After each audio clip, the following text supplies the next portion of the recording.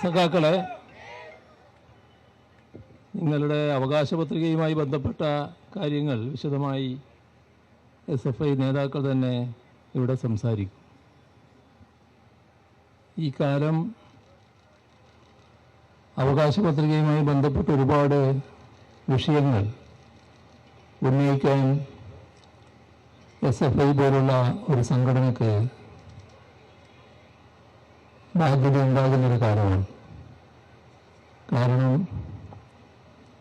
പൊതുവിദ്യാഭ്യാസ മേഖലയെ രാജ്യത്തിന് മുന്നിൽ മാതൃകയാക്കി നമ്മുടെ നാട് ഉയർത്തിയതാണ്. എന്നാൽ അവിടെ നിന്നും പുറകോട്ട് പോകാനും പൊതുവിദ്യാഭ്യാസ രംഗം തകർക്കാനുമുള്ള നീക്കങ്ങൾ നമ്മുടെ കേരളത്തിൽ ഉണ്ടാവുകയാണ്. അതെല്ലാമായി ബന്ധപ്പെട്ട വിഷയങ്ങളിൽ ഗൗരവമായ ഇടപെടൽ സ്വാഭാവികമായും നടത്തേണ്ട സംഘടന തന്നെയാണ് SFI. ഇവിടെ ഇന്നത്തെ ദിവസത്തിൻ്റെ പ്രത്യേകത കഴിഞ്ഞൊരു മാസക്കാലത്തിലധികമായി ഡൽഹി കേന്ദ്രമായി നടക്കുന്ന വിദ്യാർത്ഥി യുവജന പ്രക്ഷോഭത്തിൽ സജീവമായ പങ്കാളിത്തം വഹിക്കുന്ന SFI ഇതുപോലൊരു പരിപാടി നടക്കുമ്പോൾ സ്വാഭാവികമായും അതിലേക്കാണ് നമ്മുടെ എല്ലാവരുടെയും ശ്രദ്ധ തിരിയുക. നമുക്കറിയാം, നീറ്റ് പരീക്ഷയുമായി ബന്ധപ്പെട്ട് വലിയ തോതിലുള്ള തട്ടിപ്പും വഞ്ചനയും കഠിന കുറ്റങ്ങളുമാണ് നിർമ്മിക്കുന്നത്. ഇവിടെ 25 ലക്ഷത്തിൽ പരം വിദ്യാർത്ഥികൾ ബന്ധപ്പെടുന്ന പരീക്ഷയാണ് നീറ്റ് പരീക്ഷ. ഈ പരീക്ഷയിൽ വലിയ തോതിൽ കഠിനാധ്വാനം നടത്തിയാണ് വിദ്യാർത്ഥികൾ പങ്കെടുക്കുന്നത്. ഊണും ഉറക്കവും ഒഴിഞ്ഞ് പഠിക്കുന്ന, അങ്ങനെ പ്രൊഫഷണൽ രീതിയിലേക്ക് ഉയരാൻ കഴിവ് നേടാൻ ആഗ്രഹിക്കുന്ന വിദ്യാർത്ഥികളെ വലിയ തോതിൽ വഞ്ചിക്കുന്ന നിലപാടാണ് ചോദ്യപേപ്പർ കുംഭകോണവുമായി ബന്ധപ്പെട്ടുണ്ടായത്. ഇത് ഒരു മാഫിയയാണ് അതിന് നേതൃത്വം കൊടുത്തത്. രാജസ്ഥാനിലാണ് അത് കേന്ദ്രീകരിച്ചത്. ഇപ്പോൾ നമ്മുടെ രാജ്യത്തിൻ്റെ പ്രത്യേകത നാം ശ്രദ്ധിക്കേണ്ടത്, എന്തോ കാരണത്താൽ ഈ പറയുന്ന തട്ടിപ്പിന് നേതൃത്വം കൊടുത്ത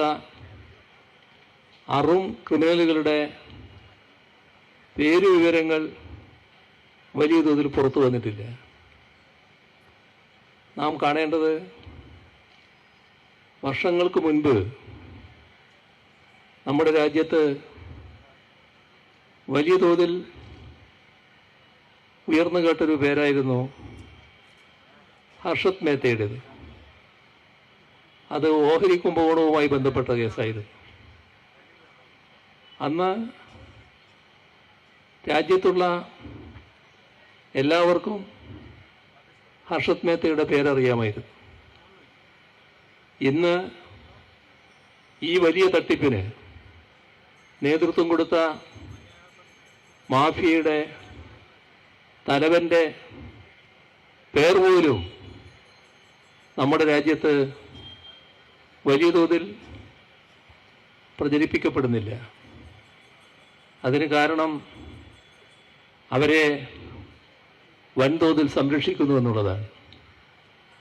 രാജസ്ഥാനിലെ ഭാരതീയ ജനതാ യുവമോർച്ച നേതാവ് ഒരു ദിനേശാണ് ഈ മാഫിയയുടെ തലവനായി പ്രവർത്തിക്കുന്നത്. പക്ഷേ ആ മനുഷ്യൻ്റെ ഈ വലിയ തട്ടിപ്പിന് നേതൃത്വം കൊടുത്ത ആ മാഫിയ തലവനെക്കുറിച്ച് എത്ര പേർക്കറിയാം? അയാളെ സംരക്ഷിക്കുന്ന നിലപാട് ഗവൺമെൻറ് സ്വീകരിക്കുന്നു. അതോടൊപ്പം തന്നെ എന്തെല്ലാമോ കാരണങ്ങളാൽ ആ പേര് പുറത്തു വരാതിരിക്കത്തക്ക സമീപനം രാജ്യത്തെ പല മാധ്യമങ്ങളും സ്വീകരിക്കുന്നു. അവിടെയാണ് ഏറ്റവും വലിയ കള്ളക്കളി ദൃശ്യമാവുന്നത്. സാധാരണഗതിയിൽ ഗൗരവമുള്ള വകുപ്പുകൾ ചുമത്തി കേസെടുക്കേണ്ട സംഭവമാണിത്. എന്നാൽ ഇത്തരം ആളുകൾക്കെതിരെ ഗൗരവമായ വകുപ്പുകൾ ചുമത്തിയുള്ള കേസ് പോലും എടുത്തിട്ടില്ല എന്നാണ് കാണാൻ സാധിക്കുക. ഇതിനെ ചോദ്യം ചെയ്തുകൊണ്ട് വൻ നിരയാണ് വിദ്യാർത്ഥികളുടെയും യുവജനങ്ങളുടെയും വൻ നിരയാണ് രാജ്യ തലസ്ഥാനത്ത് കേന്ദ്രീകരിക്കുന്നത്.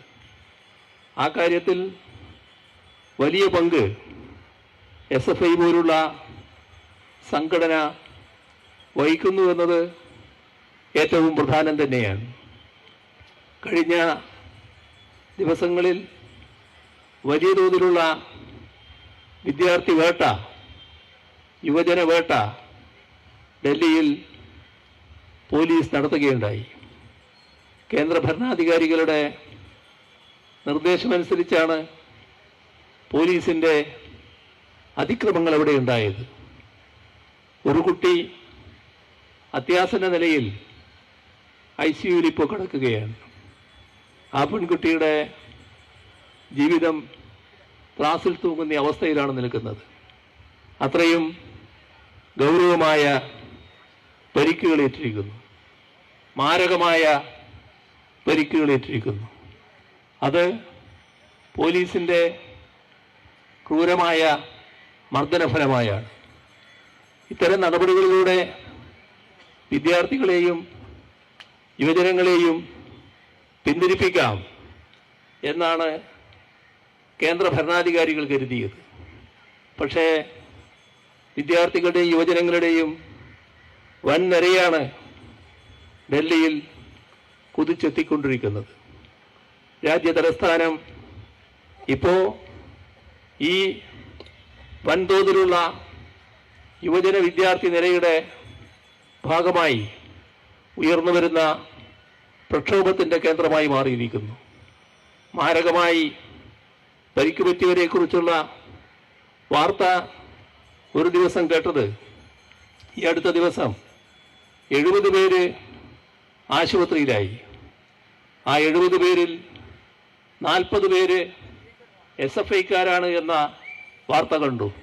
അപ്പോൾ എത്രമാത്രം സജീവമായാണ് SFI ഈ പ്രക്ഷോഭത്തിൽ അണിനിരന്നിട്ടുള്ളത് എന്നതാണ് അത് കാണിക്കുന്നത്.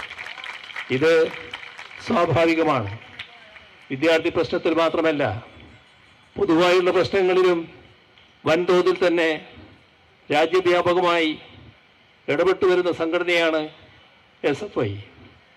പൗരത്വ നിയമ ഭേദഗതി വന്നപ്പോൾ അതിനെതിരെ ശക്തമായ രോഷം നിങ്ങൾ പ്രകടിപ്പിച്ചിട്ടുണ്ട്. അതുപോലെ തന്നെ തെറ്റായ UGC റെഗുലേഷനുകൾ വന്നപ്പോൾ അതിനെതിരെയുള്ള രോഷവും ശക്തമായി പ്രകടിപ്പിച്ചിട്ടുണ്ട്. ജവഹർലാൽ നെഹ്റു സർവകലാശാലയിൽ BJPയുടെ ആക്രമണം അരങ്ങേറിയപ്പോൾ അതിനെ ചെറുതു നിൽക്കുന്നതിൻ്റെ മുൻപന്തിയിലും മറ്റ് സംഘടനകളോടൊപ്പം SFIയും ഉണ്ടായിരുന്നു. തെറ്റായ നടപടികളെ ചോദ്യം ചെയ്യുക എന്നത് ഏറ്റവും പ്രധാനമാണ്. ആ ചുമതലയാണ് SFI നിറവേറ്റുന്നത്. ഈ കഴിഞ്ഞ ഒരു മാസത്തിലധികമായി നടക്കുന്ന ഈ പ്രക്ഷോഭത്തെ, രാജ്യതലസ്ഥാനത്ത് നടക്കുന്ന പ്രക്ഷോഭത്തെ വലിയ തോതിൽ പങ്കാളിത്തത്തിലൂടെ പിന്താങ്ങിയവരാണ് നിങ്ങൾ. അതോടൊപ്പം തന്നെ മറ്റ് പുരോഗമന വിദ്യാർത്ഥി സംഘടനകളും അതിൻ്റെ ഭാഗമായി അണിനിരന്നിട്ടുണ്ട്. എന്നാൽ ചിലർ ഇത് കണ്ടില്ല എന്ന് നടിച്ചു എന്നാണ് വസ്തുത. അതിലൊരു കൂട്ടരാണ് NSUI എന്ന് പറയുന്ന കോൺഗ്രസിൻ്റെ വിദ്യാർത്ഥി സംഘടന. അവരെ ഈ പ്രക്ഷോഭത്തിൽ എവിടെയും കാണുകയുണ്ടായില്ല, എവിടെയും അവരണിനിരന്നില്ല. എന്തുകൊണ്ടാണ് അവരണിനിരക്കാതിരുന്നത്? എന്തുകൊണ്ടാണ് ഇത്തരമൊരു തെറ്റായ നടപടികൾക്കെതിരെ അതിനെ ചോദ്യം ചെയ്തുകൊണ്ട് വിദ്യാർത്ഥികളാകെ രംഗത്ത് വരുമ്പോൾ NSUIക്ക് രംഗത്ത് വരാൻ കഴിയാതിരുന്നത്? NSIയുടെ ഭാഗമാണല്ലോ ഇവിടുത്തെ KSU. അവർക്ക് ഒരു പ്രസ്താവന പോലും ഇവിടെ ഇറക്കാൻ കഴിഞ്ഞില്ലല്ലോ ഇതേവരെ. അതും നമ്മൾ ആലോചിക്കേണ്ട കാര്യമാണ്. എല്ലാ രീതിയിലും പ്രക്ഷോഭത്തിൽ നിന്ന് മാറി നിൽക്കുന്ന അവസ്ഥയായിരുന്നു NSUI സ്വീകരിച്ചത്. NSUIയുടെ നിലപാട് കോൺഗ്രസിൻ്റെ നിലപാടിൻ്റെ ഭാഗമായിരുന്നു. പക്ഷേ പ്രക്ഷോഭം വലിയ തോതിൽ സജീവമായി, വൻ പങ്കാളിത്തം അതിൻ്റെ ഭാഗമായി ഉണ്ടായി. ഡൽഹിയിൽ മാത്രമല്ല, എല്ലാ പ്രദേശങ്ങളിൽ നിന്നും കുട്ടികൾ, യുവാക്കൾ രാജ്യതലസ്ഥാനത്തേക്ക് കുതിക്കുന്ന അവസ്ഥ വന്നു. അപ്പോൾ കണ്ടില്ല എന്ന് നടിച്ച് മാറി നിന്നവർക്കും ഞങ്ങൾ കാണുന്നു എന്ന ഭാവേന ഇടപെടേണ്ടതായി വന്നു. അതാണ് കഴിഞ്ഞ ദിവസം ഡൽഹിയിൽ മറ്റൊരിടത്ത് അരങ്ങേറിയ ഈ സമരത്തോടൊപ്പം അണിനിരത്തിലുള്ള പ്രക്ഷോഭം കാണിക്കുന്നത്. ഏതായാലും അത് നന്നായി. കാരണം ഇത്രയും നാള് മാറി നിന്നത് തെറ്റാണെങ്കിലും അവസാനമെങ്കിലും അത് തിരുത്തി പ്രക്ഷോഭത്തിന് തയ്യാറായി വന്നത് നന്നായി. രാജ്യത്തെ ലോക്സഭയിലെ പ്രതിപക്ഷ നേതാവ് രാഹുൽ ഗാന്ധി അടക്കമുള്ളവർ ആ പ്രക്ഷോഭത്തിൽ പങ്കെടുത്തു.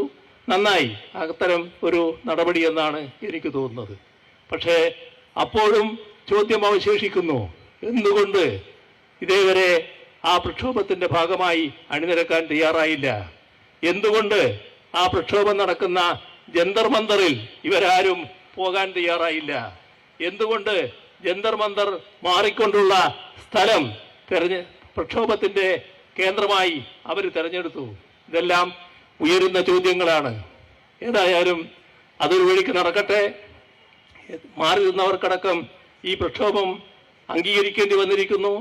അത് നിങ്ങളുടെ അടക്കം സജീവമായ പങ്കാളിത്തത്തോടെയാണ്. ഇവിടെ ആവശ്യപ്പെടുന്ന ഒരു കാര്യം മാത്രമാണ്, ഈ പറയുന്ന കുറ്റകരമായ നടപടി, നമ്മുടെ ചോദ്യക്കടലാസുകളുടെ കൃത്രിമത്വം, കള്ളപ്പേപ്പർ ചോർത്തൽ, ചോദ്യക്കടലാസുകൾ ചോർത്തി നേരത്തെ തന്നെ ആളുകളിലേക്ക് എത്തിക്കൽ, ഇതിൻ്റെ ഭാഗമായി സംഭവിക്കുന്നത് എന്താ? നമ്മുടെ പഠിക്കുന്ന കുട്ടികൾക്ക് സ്വാഭാവികമായി ഒപ്പം എത്താൻ കഴിയാത്ത അവസ്ഥയുണ്ടാകുന്നു.